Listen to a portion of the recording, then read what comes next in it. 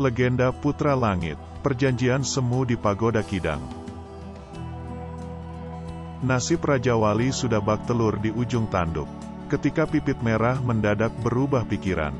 Hingga, Raja Wali dan Harimau Uban dijebloskan ke dalam penjara. Belenggu semesta yang dikenakan pada Raja Wali mempunyai tombol-tombol tertentu yang digerakkan dengan kode-kode.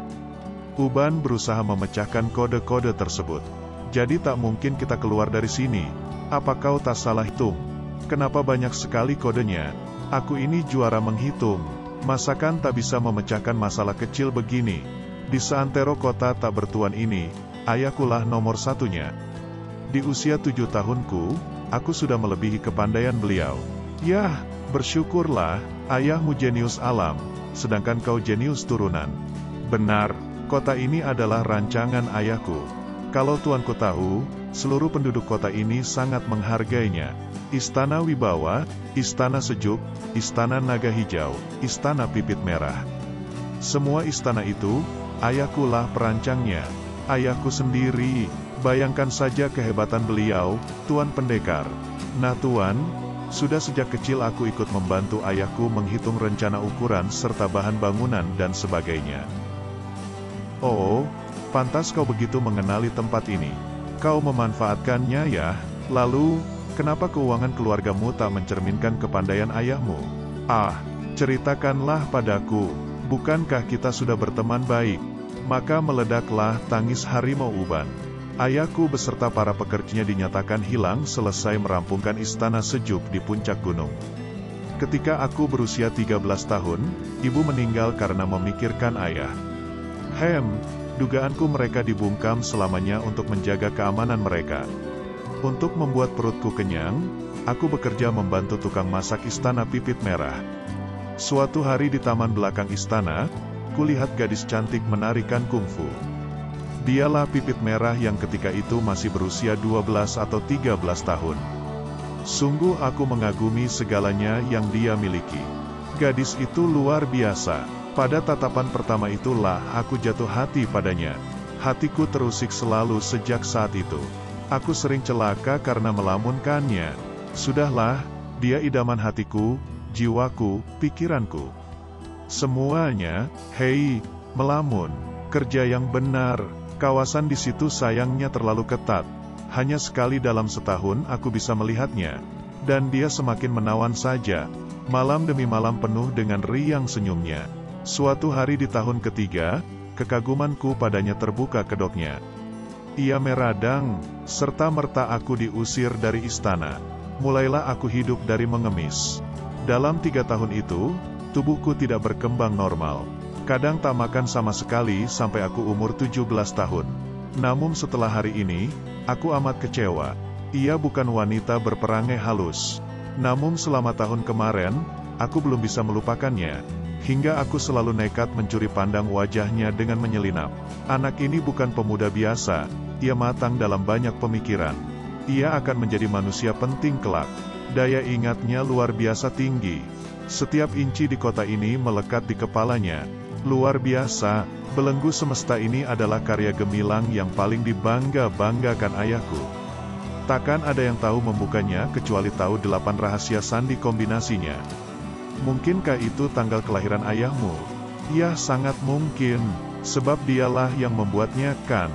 Mari ku cobanya semoga berhasil. Uban mulai menekan tombol itu. Tak ada reaksi apapun. Waduh, kau kan kesayangannya. Siapa tahu tanggal kelahiranmu yang dipakai. Oh, iya, kurasa tak ada salahnya ku coba. Keling, terdengar gemerincing dari belenggu itu. Hore! Segera Raja Wali bermeditasi melepaskan totokan-totokan di badannya. Ia melompat-lompat kegirangan. Waduh, segarnya, loh, Uban, seharusnya kau ikut gembira. Kenapa sekarang kok malah bersedih begitu? Kalau sampai ayahku meninggalkan kode kelahiranku, itu artinya ia sangat amat menyayangiku. Oh, ayah, aku malah jadi pengemis. Ketidaktentuan nasib ayahnya dan nasibnya sendiri mengeraskan isak tangisnya. Jangan bersedih, kita doakan ayahmu masih hidup. Kau masih sangat muda, hidup yang diberikan penciptamu padamu sungguh bermakna. Mau kau kuajarkan kungfu? Apa, sungguhkah? Oh, terimalah rasa hormatku padamu guru.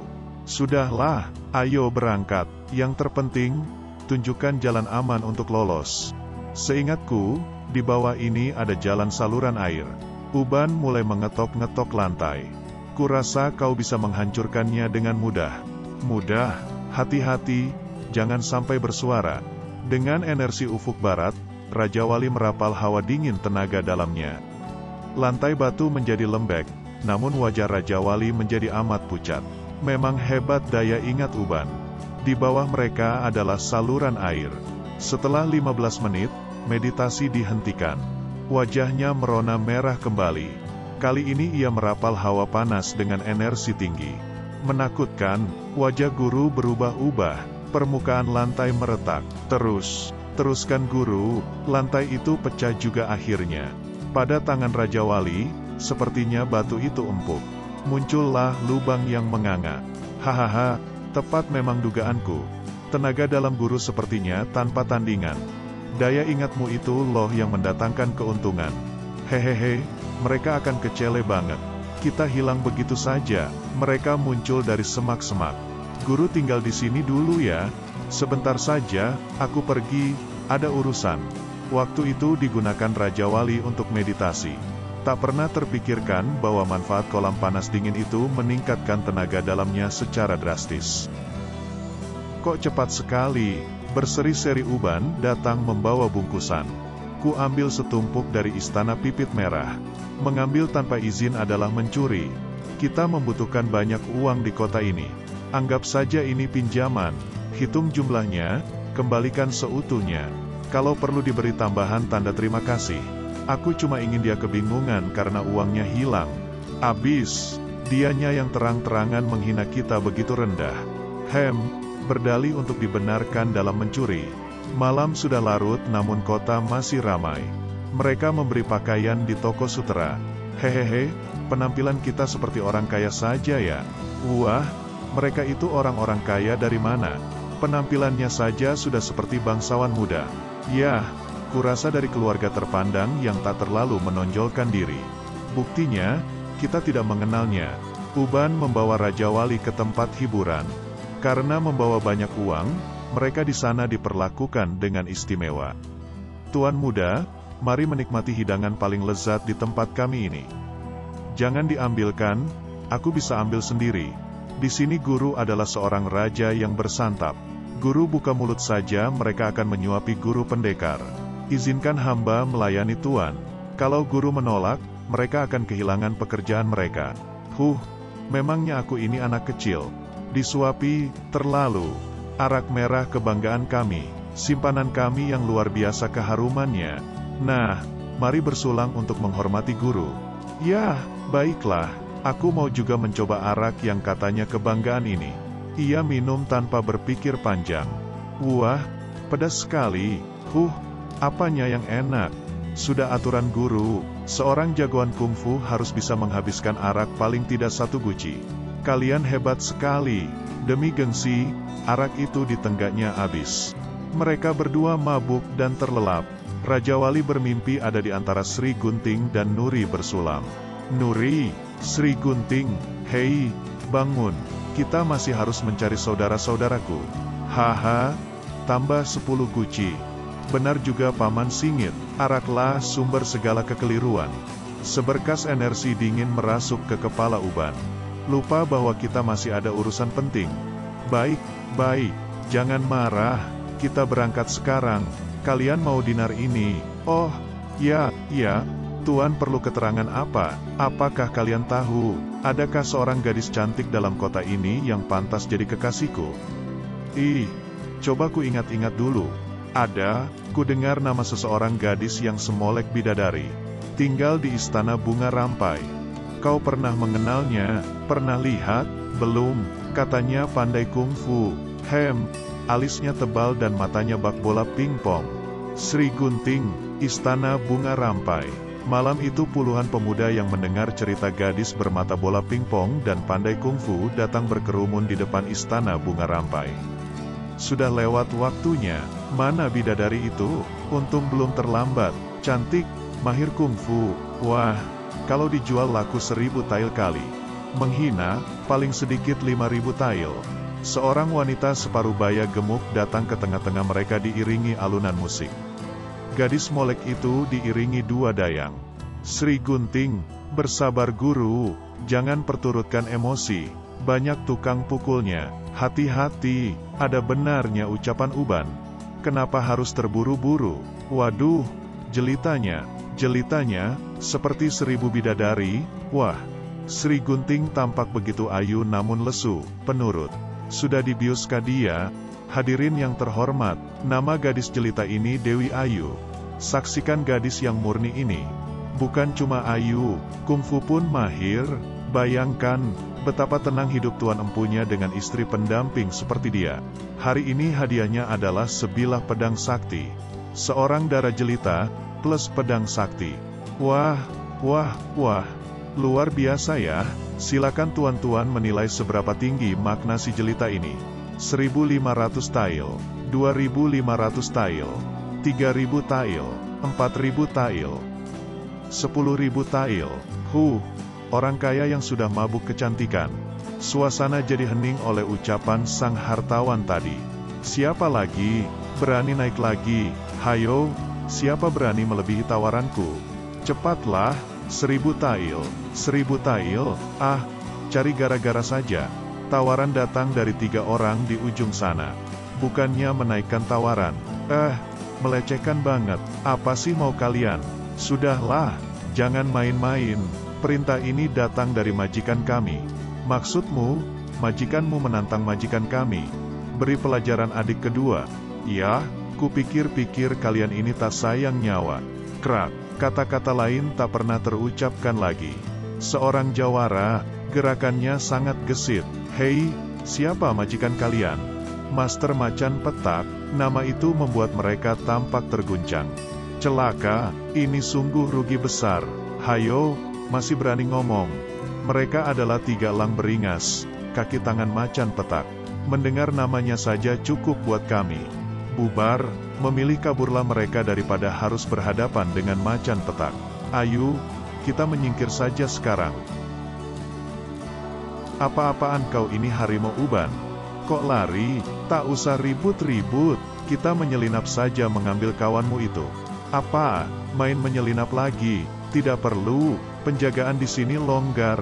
Kita panjat temboknya, silakan hitung dulu uangnya. Tak usahlah, masa kami tak percaya beliau? Kami sudah lelah semalaman menunggu. Kami lelah. Oh, baik. Ambillah separuhnya untuk oleh-oleh. Ruang mewah lantai 2. Wei, cepat, majikan kami sudah lelah menunggu. Kira-kira inilah kamarnya. Ayo kita periksa. Raja Wali yang sudah tak sabar, menerjang. Nah, tak salah kiranya dugaan Uban. Wah, maling. Set, kedua pengawal Sri Gunting ditotok terlebih dahulu. Suara apa itu? Beruak, darah yang mereka nantikan itu sudah sirna. Nona Dewi Ayu hilang. Oh, Sri Gunting, betapa lama kita berpisah. Berhasil membawa lari Sri Gunting, membuat hati Raja Wali penuh berbunga-bunga. Guruku itu, memang hebat. Tunggu guru, aku tertinggal jauh. Loh, ada hawa yang mengandung energi. Raja Wali secepatnya menghindar. Elang beringas sulung. Raja Wali merapal tendangan untuk menghadang serangan dahsyat lawan. Siapa kau bocah? Sok jagoan ya? Gadis ini kawanku sendiri. Tak boleh kau ambil seenaknya. Hehehe, mau enak sendiri saja. Aku tak percaya, tak ada jalan lain kecuali menghadapinya. Bukan lawan enteng. Jaga dia baik-baik. Wah, harumnya, tapi lumayan berat. Raja Wali menyiapkan diri menghimpun energinya. Ternyata elang beringas sulung segera mencium hilangnya sang dara. Ia melihat jelas arah lari lawan dari atas bangunan. Aku ingin menguji sampai di mana kesaktian bocah itu. Boleh coba, paruh pemangsa. Gayamu itu loh, sok sekali. Mau kulihat yang sesungguhnya. Sungguh, paruh pemangsa itu membatalkan rapalan Raja Wali. Nyaris saja wajah Raja Wali tercakar jurus elang. Gema ranjau. Raja Wali merapal jurus semu. Sesungguhnya yang diincar adalah lutut si sulung. Dik, duk, duk. Saat kehilangan keseimbangan, lagi-lagi tendangan Raja Wali bersarang. Dis, duk. Inilah yang sering dialami seseorang bila sikap meremehkan kita letakkan di depan. Guru memang hebat, mungkin tak ada tandingannya saat ini. Raja Wali mendoncang siap melancarkan serangan barunya. Bukan elang beringas bila ia tak segera melihat ancang-ancang si bocah. Ia berbalik dan mengarahkan cakarnya. Tak terelakkan pertarungan sengit antara mereka itu terjadi di atas tanah. Uban yang kegirangan tak menyadari kehadiran dua orang di belakangnya. "Hayo guru, cepat bikin dia jera." Hai, kesadarannya sangat terlambat. Jelas baginya tak sanggup mengatasi kondisinya sendiri. "Kalian pikir kalian bisa lolos dari tangan kami?" Sri Gunting, Uban, Macan Petak. 18 tahun silam, penguasa kota tak bertuan berburu di gunung es bersama anak buahnya. Mendadak anjing-anjing pemburu mereka berhenti ketakutan. Oh, seseorang tengah bergelut dengan seekor beruang es raksasa. Beruang itu telah terkenal keganasannya, dan lawannya, seorang bocah muda, tubuhnya penuh luka, namun semangatnya tak terluka sama sekali. Suatu saat pemuda itu terpeleset. Beruang raksasa itu datang menerkam. Mulutnya yang terbuka memamerkan semua taringnya. "Hihihi, kita nonton permainan konyol." Bukannya mereka bergerak untuk menolong si bocah. Anak muda itu cuma menyorongkan kedua tangannya. Mulut beruang itu terbuka oleh hentakan tenaga dalam si bocah. Tak kusangka, tangan bocah itu kuat sekali. Beruang kesakitan itu membalas. Sang bocah pun menjadi kesakitan. Sang bocah pun timbul marahnya.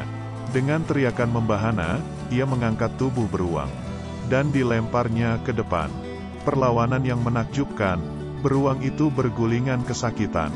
Beruang itu dikalahkannya meski tubuhnya tersayat di sana-sini. Bro, remaja ini bisa dimanfaatkan. Sungguh mujur nasibmu nak. Ia pingsan sehari semalam. Membalas kebaikan sang penguasa kota, ia berbakti di sana. Pemuda yang datang dari negeri es timur itu mencari kehidupan oleh karena miskinnya. Tubuhnya 2 kali tubuh sesamanya. Bakat kungfunya luar biasa. Pembimbingnya pun hebat. Tak ada yang menahannya lebih dari 10 jurus. Malanglah nasib mereka yang menantangnya. Oleh prestasi yang gemilang itu, ia diangkat jadi pimpinan sektor. Nama sohornya adalah Macan Petak. Ditambah dengan kekuatan 3 elang beringas. Ia hanya setingkat di bawah penguasa kota dan naga hijau. Namun belum pernah ada uji coba siapa yang lebih kuat antara naga hijau dan Macan Petak. Kita kembali pada nasib Uban. Sri Gunting, Uban, pecah konsentrasinya, dada Raja Wali tersayat tajam.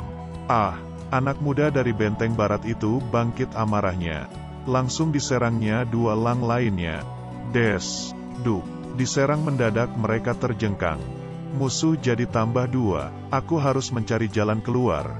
Gagasan mendadak, Raja Wali mengalirkan energi pada Sri Gunting. "Beraninya kau lancangi kami." Duk, duk, namun tendangan beruntun itu menggagalkan niat jeleknya. Jari-jarinya terasa ngilu semua. Peluang dimanfaatkan oleh elang sulung memulihkan kekuatan. Bocah itu berharap terlalu banyak. Dia tak tahu siapa kami. Elang 3 datang kembali bergabung. Hebatnya, tenaga dalam Raja Wali tak berkurang setelah dibagikan pada Sri Gunting. "Aku masih hidup rupanya." Uban mencabut pisau yang biasanya untuk mencongkel pintu. Jerak, ketiga elang itu bekerja sama sangat erat. "Ku balas cakarmu tadi, Pui." Jeres. Elang 3 meraung berbalik. Uban terdorong keras sekali. Duk, sang elang pun tersungkur jatuh. Bro, Raja Wali belum tertaklukkan. Duk, jelek, curang, elang sulung berusaha membokong. Pengecut, melindungi diri saja tak mampu. Kok mau menolong orang? Elang 2 pergi melesat menengok elang 3. "Saudara 3, ia mencabut pisau dan bermeditasi. Adalah terhormat bila aku mati bersama guru. Jadi, apa yang harus kulakukan sekarang?" Akhirnya kau siuman juga Sri Gunting. Raja Wali, oh, senangnya jumpa kau kembali. Musuh amat tangguh, pergilah dulu bersama Uban. Raja Wali secepat mungkin berbalik, merasa desiran di belakangnya. Namun kurang terkendali gerakannya hingga terjangan lawan masuk. Getar ayun 1000 depa, sungguh di luar dugaanku. Mempesona sekali gerak lincahnya, tenaga dalamnya, apalagi kesehatan Elang Tiga sudah membaik kembali.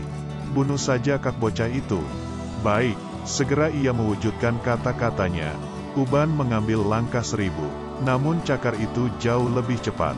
Wah, nyaris saja Elang Dua kehilangan sebuah lengannya oleh terjangan Sri Gunting. Serangan Sri Gunting bergerak kanan-kiri terus-menerus. Ah, kecil-kecil sudah coba-coba main kungfu. Apakah sebenarnya Sri Gunting sudah pulih benar? Raja Wali berkonsentrasi penuh merapal energi ufuk barat level 9. Aku tak tahu, apakah masih kuat menahankan bila bantuan mereka tiba. Raja Wali harus memperhitungkan waktu saat-saat ini. Elang Dewa menukik. Seperti layaknya seekor elang, si sulung ini bisa mengelak dari semua serangan Raja Wali. Tanpa terduga, elang sulung sudah di atas Raja Wali. Sepasang cakar ini mengincar dari jauh. Tak terelakkan Raja Wali menahannya dengan kedua telapaknya. Prak, dis, arus balik jagat raya. Tubuh si sulung dipaksa bertemu dengan dinding. Beruak, kakak, ya, belum diketahui nasibnya selanjutnya. Masa aku mati karena berebut seorang wanita? Secara rukun kedua elang itu kabur melarikan diri. Tak perlu Sri Gunting, kita patut bersyukur terhindar dari musibahmu. Ingat, elang-elang ini tak menyangka akan dipermalukan bocah-bocah cilik. Rasa bahagia dan syukur padu jadi satu. Ah, terima kasih, Tuhan, terima kasih. Cedera yang parah membuat Uban tak bertahan. Suara berderak menyadarkan pasangan ini. Dia telah menjadi muridku. Namun, dialah kawan sejatiku pula. Raja Wali menyehatkan Uban dengan mengalirkan energinya. Uban lumayan juga cepat memulih. Sri Gunting membantu membalut luka di kepalanya. Sebaiknya cepat kita tinggalkan tempat ini. Aku yakin mereka akan kembali. Mereka pergi melalui jalan yang ditunjukkan oleh Uban. Tapi, gerbang tampak dijaga amat ketat. Semua penjaga itu wanita adanya. Rupanya Pipit Merahlah yang telah menyuruh penjagaan seketat ini. Juga si macan petak, seluruh kota diblokir. Ah, sulitlah bagi kita untuk lolos. Jadi, sulit untuk bersembunyi. Yah, ada tempat bersembunyi, tempat paling berbahaya, tapi tempat itu paling aman. Mereka kembali jadi seperti tikus, menyelinap ke kediaman Pipit. Hihihi, kaulah tikus tercantik di dunia ini. Masih bergurau juga dalam keadaan gawat. Benar, tak ada seorang pun di kolam berbahaya itu. Hahaha, tak seorang pun mengira kita berada di sini. Bukan cuma aman, kita bisa bermeditasi di sini. Dengan dasar kungfu handal, dua kolam itu bermanfaat.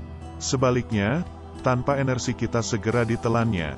Biar ku tinggalkan mereka berdua. Mungkin masih saling rindu. Silahkan guru bermeditasi. Aku akan menjaga pintunya. Muridmu itu sungguh sopan. Dia itu kalau sedang jatuh cinta, mabuk kepayangnya luar biasa. Maksudmu, gurunya tidak lebih baik dari dia? Ah, sudahlah. Ceritakan saja bagaimana kau bisa sampai hilang tempo hari. Mulai bingung lagi Raja Wali membelokkan percakapannya. Entahlah, setelah aku menghirup bau harum itu, Raja Wali memeriksa denyut nadi Sri Gunting. Kau belum pulih benar, biar ku bantu ya. Tak usah, kau sendiri masih cedera. Ah, tak seberapa kok. Tenang saja, Sri Gunting mengalah. Memang encer otaknya, aku sendiri tak terpikirkan bisa bersembunyi di sini.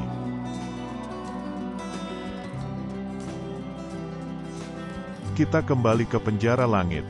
Kenapa dia berubah pendapat? Kemarin sepertinya bersedia membantu. Setelah kepergian Datuk Saji, Pangkon Bewana sibuk mempertimbangkan situasi. Licik, bukankah usiaku tak lama lagi? Kenapa perlu diturunkan ilmuku? Itu kan cuma akal-akalan si Zof. Itulah sebabnya kemudian jawabannya mengecewakan Datuk Saji. Yah, aku tahu, kau memang sangat mendongkol pada kami. 10 tahun kau kami penjarakan. Baiklah, kemukakanlah syaratmu. Dendam kesumat seluruh anak negeriku pun belum ku balaskan. Masakan pantas aku membantu pembunuh mereka. Sudah bulat keputusanku, tak setetes pun keringat ku cucurkan untuk kalian. Sungguh sangat disayangkan kau tak mempertimbangkannya dengan lapang. Kalau kau berubah pendapat beritahu penjaga kami. Sesungguhnya amarahnya sudah mengukungnya. Ah, masa dia tak gentar akan akhir hidupnya di sini? Kalau tak diberi makan beberapa hari, masa ia tak lapar? Pembicaraan demi pembicaraan tak menghasilkan jalan keluar. Menghadapi seorang tawaran saja kami tak berkutik. Benarkah dinasti ini harus lenyap? Tenang dulu tuanku, kita masih punya sedikit waktu. Sujud tuanku, Tuan Putri sudah kembali. Seguci tirta jeram semesta tergenggam di tangan Ayu Pualam Wungu. Salam tuanku raja, semoga tuanku panjang usia. Bangkitlah, hamba telah beroleh tirta jeram semesta. Mari bergabung membahas rencana kita selanjutnya. Perundingan itu memakan waktu mereka. Namun lelah tak kunjung padam. Aku sanggup menaklukkan Jabrik Wanara tuanku. Aku akan sanggup. Mari, dengarkan hamba. Yah, aku paham. Namun sungguh jiwa ragaku tak rela akan caramu ini. Hal ini pun hamba sangat terpaksa bila harus melakukannya. Namun hamba tak melihat jalan keluar lain. Semua ini untuk kelanggengan dinasti Sang. Bila hal ini teratasi, niscaya Raja Zof akan berusaha sangat membahagiakanmu. Kita akan segera melaksanakan Ayu. Aku telah mempersiapkan semuanya untuk meditasi paku hati 1000 sukma. Lalu kita bertiga akan menghadapinya. Masakan kita tak bisa menaklukkannya? Pagoda Kidang. Hahaha, apa kabar? Bagaimana dengan perkembangan pandanganmu? Sudah siapkah kau menyerahkan kedudukanmu padaku? Sujud guru, setelah perhitungan yang cermat, Datuk Saji menentukan tanggal 7 bulan berikut sangat tepat. Dan menurut aturannya, aku harus menandatangani dulu surat pengangkatan guru sebagai Panglima Negara. Maksudnya untuk masa peralihan sebagai penyesuaian situasi. Setelah proses waktu tertentu, aku akan mengundurkan diri dengan alasan kesehatan. Sehingga penduduk negeri ini tidak kaget. Kupikir ini cuma alasanmu untuk mengulur-ulur waktu. Guru, segala keputusan harus kuambil dengan memikirkan terlebih dulu kepentingan orang banyak. Kuharap guru memakluminya. Baik, mungkin juga jawabanmu itu jujur. Tapi kalau kau berkhianat, kau tahu sendiri kan akibatnya. Selama ini, kalian sungguh melecehkanku. Apa yang kalian persembahkan padaku selama meditasi? Menghina? Apa maksudmu guru? Mengapa kalian memperlakukan guru dengan tidak sopan? Mengapa? Di luar Pagoda Kidang, suasana teramat mencengkam. Alam diam membisu seolah terenyuh melihat peristiwa yang sedang berlangsung di dalam Pagoda Kidang. Kedua manusia jahat ini terlibat dalam ketegangan pendapat. Pangkon Bewana, yang beberapa hari ini tak diberi makan minum, cuek saja. Namun kemudian menghamburlah aroma masakan sedap dan arak mewah. Waduh, mereka sengaja mengirimkan bau-bauan ini. Ada ayun langkah wanita berilmu. Harum seperti ini. Hanya Ayu Pualam yang memilikinya. Sungguh mengherankan bukan? Bagaimana indera Pangkon Bewana bisa begitu tajamnya? Ayu datang dengan kelembutan wanita yang begitu disadarinya. Makin sadar saja ia akan kecantikan yang dianugerahkan kepadanya. Sengaja aku sendiri yang datang kemari mengantarkan makananmu. Aku dengar kau kurang berkenan dengan kunjungan Datuk Saji kemarin. Benarkah? Sudahlah. Katakan saja langsung apa maumu datang sendiri kemari. Tuan tak perlu curiga, aku datang dengan tulus. Aku kemari dengan kemauan sendiri. Aku mau minta maaf atas kelancangan Datuk Saji kemarin. Tangan yang halus itu menyajikan aroma arak yang membuai. Dia merayu. Apa sih maunya? Enak lezaat. Sungguh kali ini aku yang memasaknya. Tak sungkan-sungkan Pangkon Bewana langsung melahapnya. Sekarang katakan apa maumu. Terus terang aku menginginkan uir-uir salju 9 langit. Pangkon Bewana terperangah. Baik, tapi aku harus menguji dulu ilmu itu sekarang. Permintaan Ayu Pualam ini akan menguras energinya. Saat ini ia merasakan badannya panas. Ayu, badanku panas sekali. Keluarkan semua ilmumu. Aduh, Ayu, kau harus melawanku semampumu. Ayu tampak tidak terlalu terkejut dengan reaksi Pangkon Bewana. Sebab ia memang berusaha menjebaknya. Kau yang maju duluan. Pangkon merasa energinya mengalir untuk merapal ilmunya. Ayu, mengapa bukan kau? Apa dia punya kemampuan seperti kungfumu? Aku tak mau mati konyol pangkon. Raja Wali telah selesai membantu Sri Gunting. Kini ia akan memanfaatkan kembali kolam bertenaga panas dan dingin itu. Kini dengan tenang ia menyelam. Makin lama ia berendam, makin segar tubuhnya. Menyebalkan. Rambutku jadi kusut. Sungguh bangga Sri Gunting menyaksikan pujaan hatinya punya kemampuan di atas rata-rata itu. Raja Wali yang tak mau memperdulikan bahaya masih saja bermain-main dengan Sri Gunting. Bandel. Dua remaja yang mabuk kepayang ini belum bisa melepas rindu yang terasa begitu lama terpendam. Cuma Uban yang terkantuk-kantuk menjaga di depan pintu. "Hei, ada apa itu? Guru?" Ada langkah derap kuat-kuat menuju kemari. Sesaat kemudian semua pintu sudah dikepung rapat. Mereka itu adalah Pipit Merah, Macan Petak dan elang-elangnya. Bagaimana kelompok Macan Petak bisa mengetahui persembunyian mereka? Adakah yang memberitahu? Ketegangan memuncak di pihak Raja Wali. Selanjutnya di Legenda Putra Langit 18. Raungan Malam Macan Petak. Terima kasih telah menonton dan jangan lupa subscribe-nya.